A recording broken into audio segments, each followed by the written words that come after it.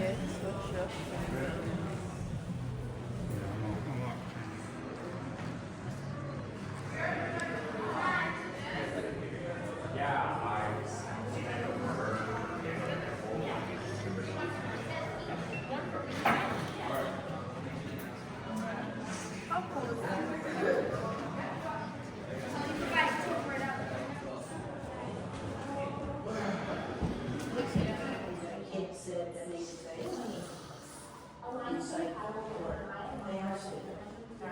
There were some good responses. And what I found interesting is that some of the kids moved from some of the kids were from Sydney, and some of the kids were from in between. Completely different, yes, and takes on the world. It was really interesting. It was, absolutely. You read this thing on environment that's just below us, that's far from our everyday where. Let's go take a look.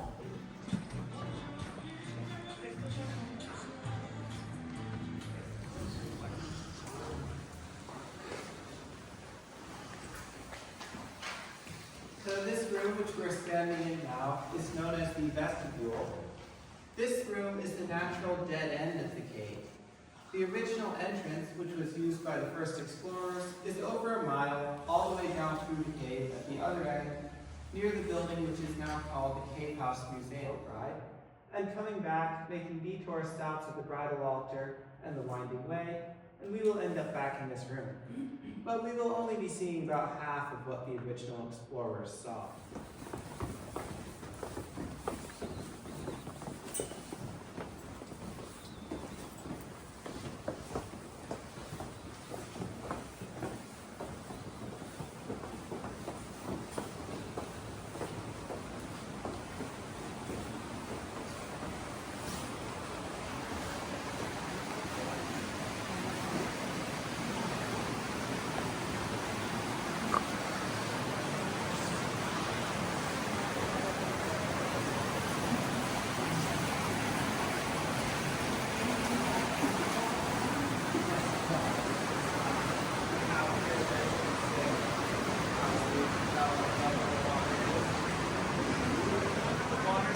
Responsible for carving out the cave. It is groundwater and surface runoff from the surrounding area, and it stays a constant 42 degrees all year round. We call it the River Styx because if any of you are familiar with Greek mythology, you know that the River Styx is the river of the dead. And we call it that because there is no life in this stream. There are no fish or frogs or anything like that.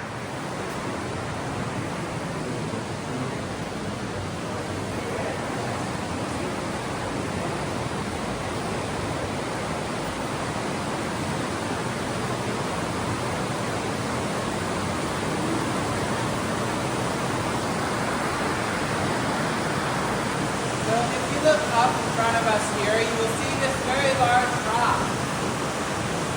This is called the Balancing Rock. And the Balancing Rock fell from the ceiling during the Ice Age about 10,000 years ago due to changes in temperature, pressure, and humidity because there was a mile-high glacier on the ground above us. The Balancing Rock is estimated to weigh about 22 tons. It is balanced here on the right by a clay bed, and on the left, against the wall by about 1 square foot of rock, which is approximately the size of a sheet of printer paper. Now, the Balancing Rock does have a nickname. It has been called Godzilla. Because if you look here and use your imagination,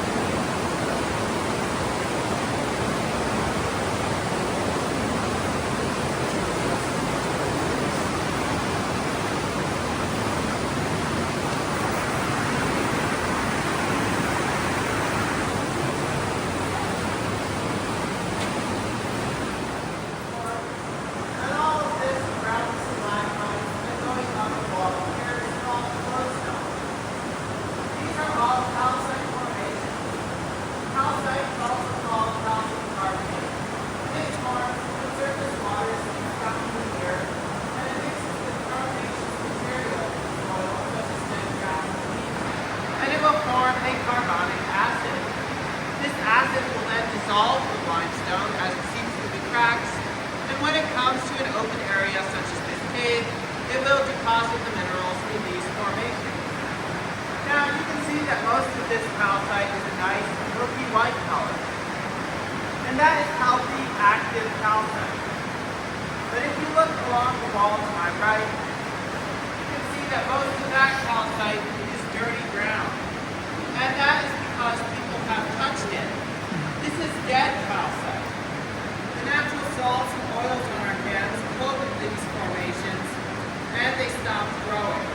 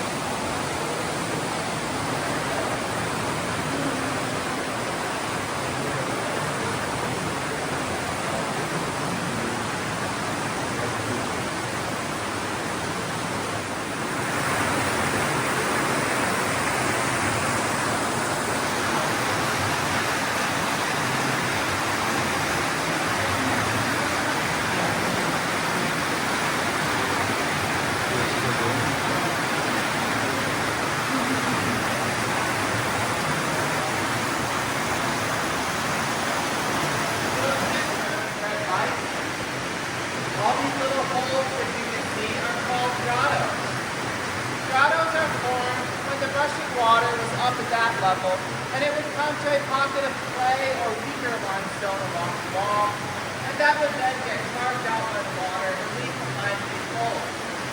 The longest grotto is only about 30 feet, and they do not lead outside or to any other path. Now you can see that we are approaching some stairs. We will be coming down those stairs on the way back. For now, we will stay on the level back place.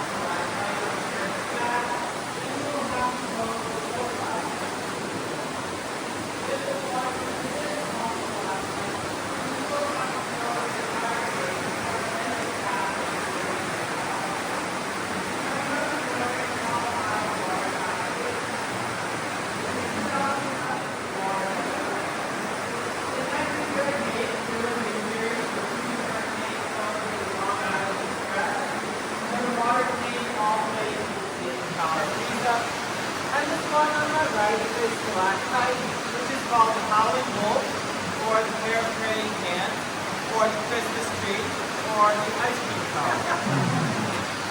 Now, these two have been broken off. Originally, they were farther up in another section of the cave, and this stalactite comes from the ceiling above this stalagmite, and that's why they're called pear. But they were both broken off when the Rocky Mountains fell from the ceiling, and they were dragged down here and propped up in this area. because they have been broken off, they are no longer growing.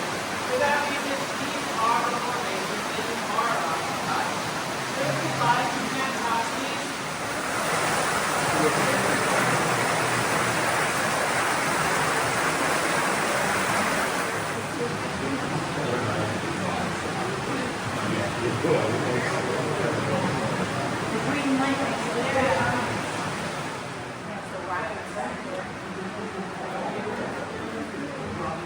Over into the stream bed right here, you can see a flowstone formation. This is called the eternal spring because that water flowing over it always flows at the same rate all year round, and it does not change its level like the water in the rest of the cave. Now this is an active and growing formation, which means eventually it will either grow across the stream bed and create a dam, or it will grow back here into its own water source and seal it off like the great turtle did. But neither of those things will happen for quite some time because calcite grows approximately at the rate of 1 cubic inch per 100 years. Now I'm going to tell you a quick story right here. And it went through several owners. For a while it was owned by the cement company, and then in 1927 it came under the ownership of Howe Caverns Incorporated and has been that ever since. So this is not like part of the state? No, it's not. It's privately owned, yes. So right here, you do have the opportunity to have professional photos taken, which will be sent upstairs and be available for viewing or purchase on completion of the tour. And if you decide you do not want to buy your photo, that's fine. There is no obligation to buy it. They are perfectly free to take down here. Is anybody interested? Shall we? Photos. Venga.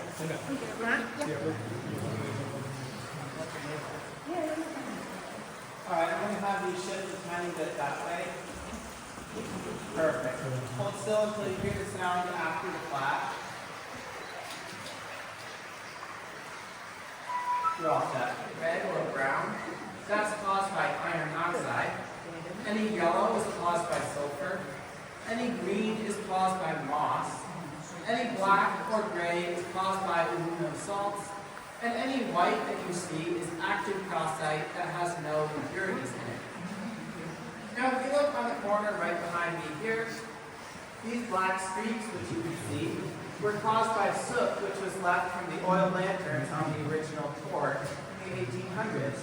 This room was probably the stopping point for that tour, where they would lean the lanterns against the wall and have their lunch. You are free to take your own photos in this room if you'd like.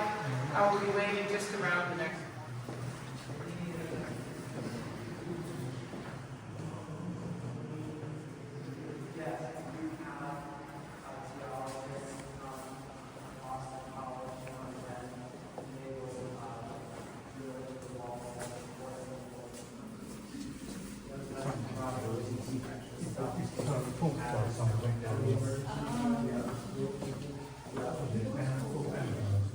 Extra low holes in there in case the guy drops one into the water.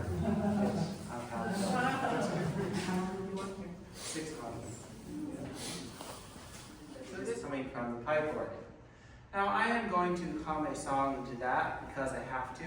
But I guarantee that you are not going to recognize the tune. Nobody has yet. Whoa.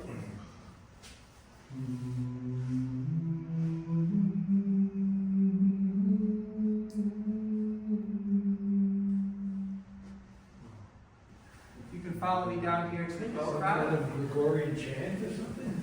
It is actually a chant, but it is not Gregorian.